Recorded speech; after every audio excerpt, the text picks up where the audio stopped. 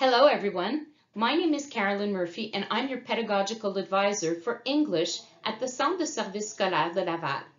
I hope that you had a great, restful vacation.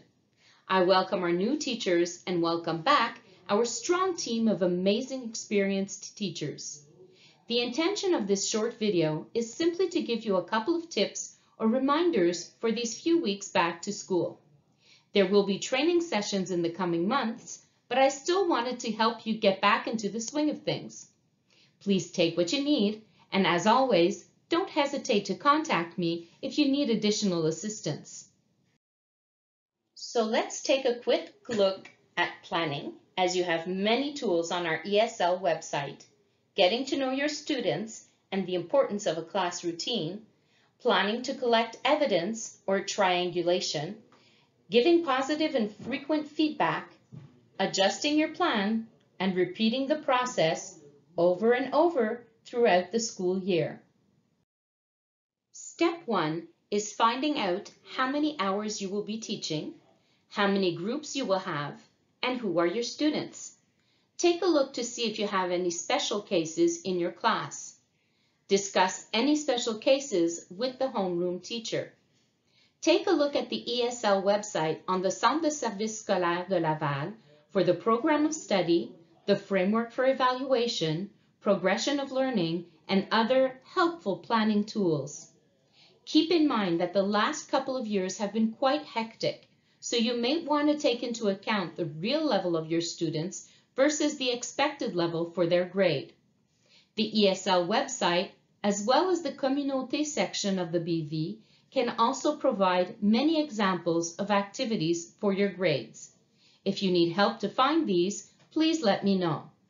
Vary your activities, as some students may be visual, others are auditive, and finally, some are kinesthetic. So yes, they may need to move around a little. Nancy Gaudreau, researcher, speaks of the 5 essential ingredients for effective class management. These are covered more in details in the class management training. For now, let's simply remember that taking the time to get to know each and every one of your students is key in the success of your planning and teaching. Students, especially now, need structure. Not an armor, but structure. A classroom routine becomes very important for you to be able to maintain control in your classroom. Have clear expectations. Be clear in those expectations. Climate, respect in the classroom, equity, and equality are vital. Develop positive relationships by taking the time to discuss with the students at the beginning of each class in English. See what they understand, what their interests are. How are they? Capture and maintain attention. Be a model for your students by speaking in English at all times and staying calm. Intervene for indiscipline in private. Involve students in class rules. Show the class rules. Repeat the class rules. And explain the purpose of the rules. Practice universal learning and don't hesitate to differentiate or adapt for those who need it. Here is an example of some class rules. As you can see on the teaching process poster, also available on the ESL website, being organized is always a good thing. There are steps to do before class, at the beginning, during, and at the end and after class.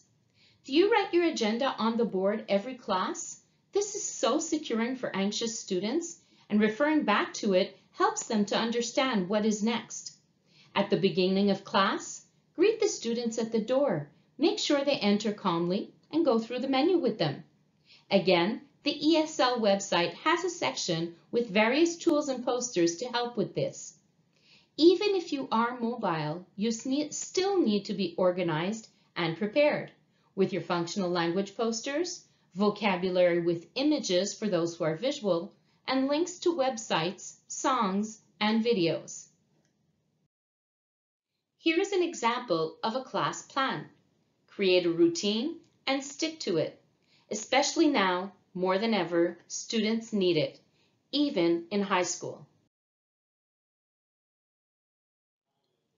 You can also choose to make your class rules or your class routine visual for those who are less comfortable in English. Remember that if you show a picture and a student shows that they understand what you mean, this is evidence of learning. Triangulation can be used to verify whether the student has achieved the goals of learning using previously established evaluation criteria. This allows the teacher to make a professional judgment about the student's learning and competency development. What does the student know, do, and can express, and to regulate the teaching. It also facilitates the implementation of pedagogical differentiation and allows the student to receive feedback on his learning. Each contact with the student is an opportunity to collect data, listening as the students discuss, asking questions in English, and receiving an answer that shows they understand.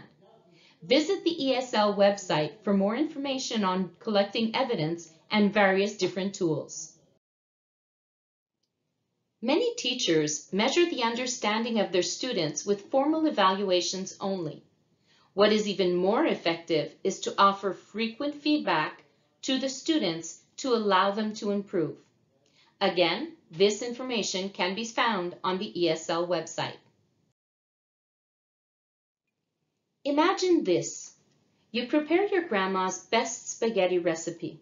When you serve it, some people think that they would like more cheese. Some just can't eat it at all because they can't eat meat, and some absolutely love it. So in the same way that you might add a little or remove a little in a recipe, it may happen that you will prepare a class, teach it, and then realize when you give feedback or corrections that you may have not all your students understanding, while others may need additional help.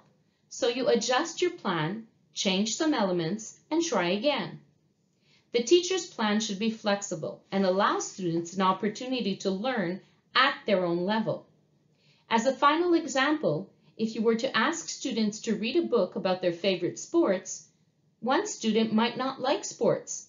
Well, allowing that student to read a book about their favorite movie would be a great example of flexibility.